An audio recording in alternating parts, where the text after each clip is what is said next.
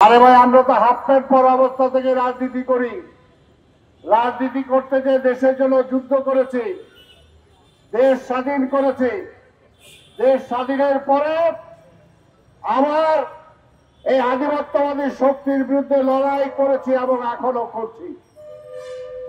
তাই শুধু রাজনীতিবিদদের সমালোচনা করে লাভ নাই। কারা করেন?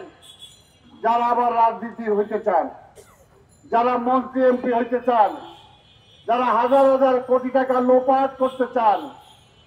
তাই বলবো, আজকে রাজনীতির যদি সংশোধন করতে হয়, রাষ্ট্রের যদি সংস্কার করতে হয়, রাষ্ট্র পরিচালনার দায়িত্ব নেবে রাজনীতিবিদরা। হাসিনার আমলে রাজনীতিবিদরা দেশ চালায় নাই। হাসিনার আমলে পার্লামেন্টে রাজনীতিবিদরা ছিল না। কারা ছিল? আপনারা হিসাব করে দেখেন, চেহারাগুলো দেখেন, চেহারা দেখেন। এই প্রেস ক্লাবের সাবেক সভাপতি সহ আরো অনেকেই পার্লামেন্টে গেছিলেন। আজকে কোথায়? পালায় গেছে, পালায় গেছে। দেশটাকে চোরের দেশ বানাইছিল শেখ হাসিনা, মিথ্যাবাদীর দেশ বানাইছিল, লুটেরাদের দেশ বানাইছিল, মাফিয়াদের দেশ বানাইছিল।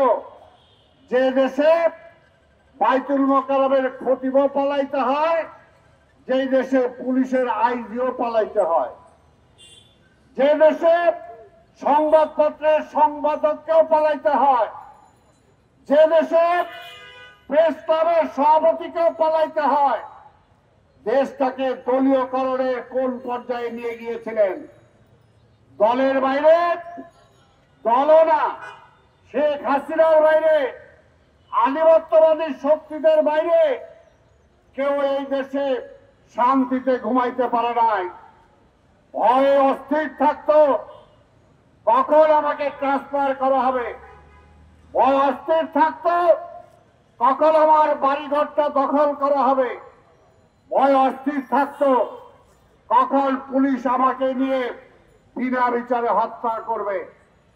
তাই যারা দোষ দেন, রাজনীতিবিদদের কথা বলেন, বিগত 15 বছর ধরে এই রাজনীতি